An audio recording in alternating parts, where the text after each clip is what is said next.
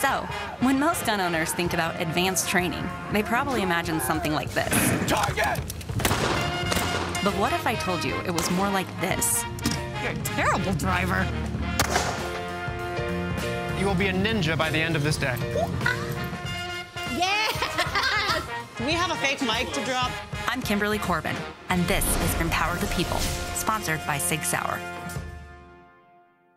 You have a preconceived notion about what gun culture looks like, and it's always either men in military uniforms or camo with suspenders and a good old boys club. That's not what it is, because we're really looking at a huge increase in women gun owners for self-defense specifically. It is an intimidating situation. You don't know that when you get here, I'm not gonna be barked at like you guys are drill sergeants, and it's going to be a fun experience. Yeah, it's important. Yeah. Confidence is key, you know?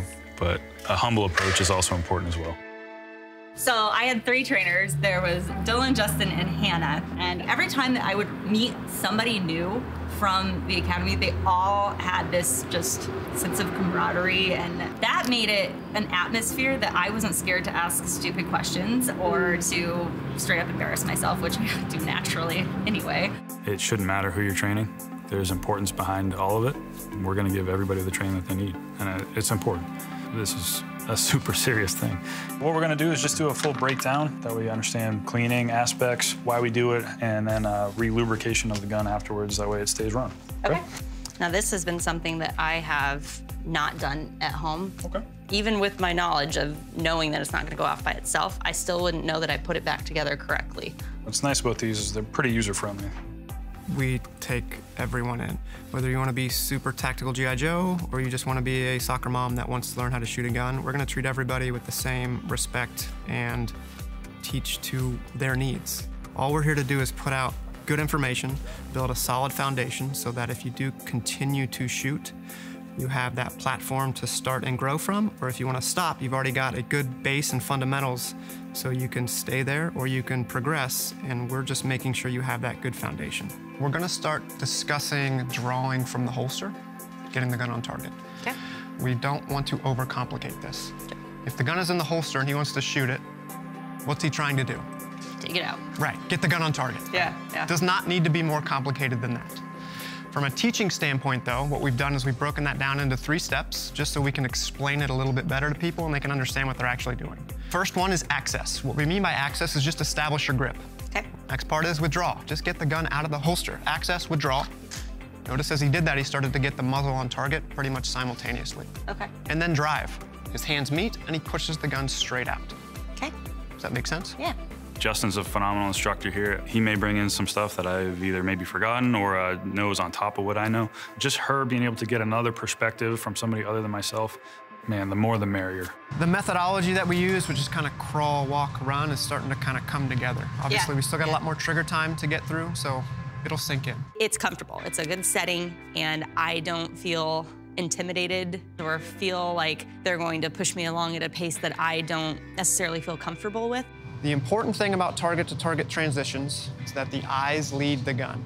Here's what I want you to do. I want you to put your pointer finger up to the 7 and then stare down your fingernail like it's your front sight post. Then when I say go, I want you to drive that fingernail, still keeping your eyes on your finger like it's your front sight post, over to the 3 as fast as you can. Ready? Go. And then back to the 7, keeping your eyes on your fingernail, go. Were you able to stop dead on it every time? There's a little bit of... Right, a little bit of a lag, right? Yeah. So do the same thing. This time, before you drive your finger over, I want you to look at the 3. Ready? Go. Back to the 7, look, then drive. Stops right on it, right? Right. Magic. Magic. Oh, man. I never felt like being a mom or being a female or that I was from out of state or that my favorite color was purple. None of that stuff mattered. It was like, you are somebody that is here to learn, and we are going to teach you. And I loved that. So the command will be up. We'll fire 1 round on our target.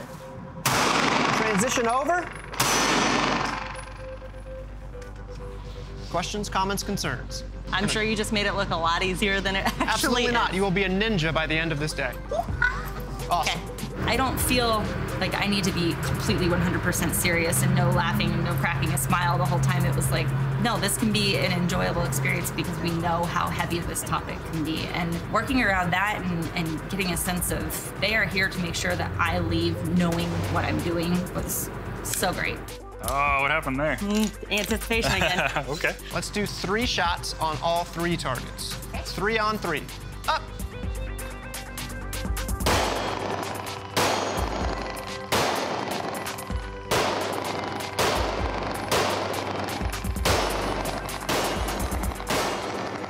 Nice. I feel like my draw is getting a little more motion, and maybe it's not quite like all of the things, right? But you're getting more comfortable with it. Yes. Hugely important, right? You gotta be comfortable with it. I got to do things that I hadn't done before. I got to go after moving targets and hit steel and do multiple targets and draw from a holster. And we finally got to really put some lead down range. Look at me, I'm even talking with the lingo.